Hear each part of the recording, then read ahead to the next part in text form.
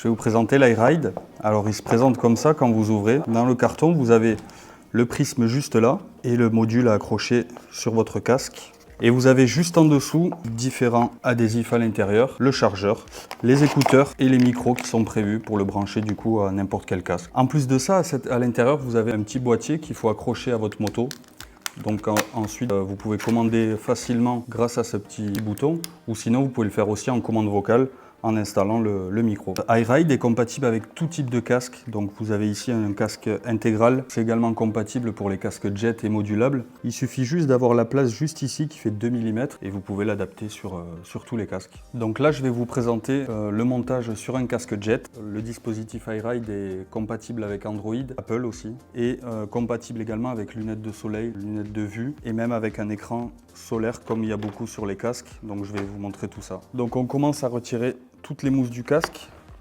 Donc on vient installer le module externe sur le casque grâce à un adhésif 3M, comme ceci, et on vient 3 minutes appuyer le temps que ça se colle. Donc une fois qu'on a positionné le module externe, on vient positionner la cale, donc pareil avec de l'adhésif 3M. Et si comme moi vous avez juste ici des aérations en dessous du casque, il est préconisé de rajouter bien sûr un petit adhésif pour bien que ça colle tout. Et on vient positionner la cale du prisme bien à l'extrémité, juste en dessous de la visière solaire.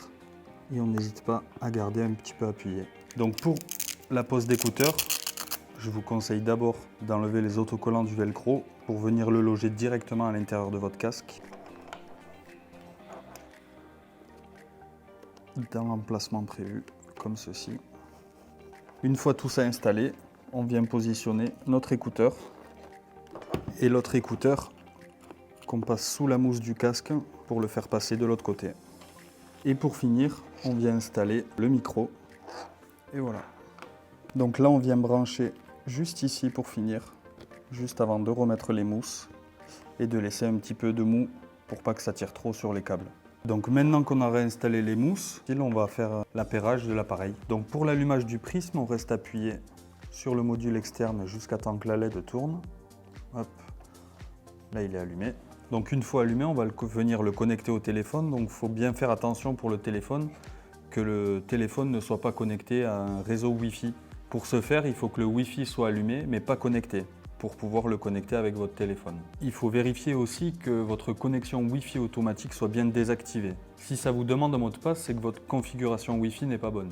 Une fois le module externe allumé, il vous suffit d'aller dans la partie Bluetooth pour vous connecter à iRide Connect, accepter le jumelage, autoriser la synchronisation ou pas comme vous le désirez,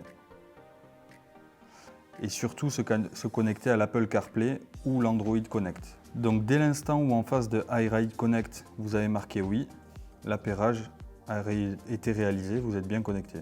Pour profiter au maximum de iRide, vous avez cette petite télécommande qu'il faut mettre sur votre guidon ou votre réservoir pour pouvoir naviguer dans votre prisme en toute sécurité. Pour pouvoir vous servir de la télécommande, il faut que vous téléchargez l'application Captain Rider. Une fois l'application téléchargée, vous pouvez l'ouvrir pour pouvoir créer votre compte. Une fois que vous avez créé votre compte, vous allez juste ici dans les réglages de l'application et vous sélectionnez Connecter l'iRide et la télécommande. iRide, OK. Pour connecter votre télécommande, on appuie sur Connecter. Il va falloir sélectionner Smart Controller et appuyer directement sur une touche du Smart Controller. Donc dans le menu, ça vous permet également de gérer votre luminosité ou de le mettre en mode automatique. Vous pouvez également gérer le son en fonction de votre vitesse pour que ce soit plus fort. Et gérer aussi les couleurs que vous avez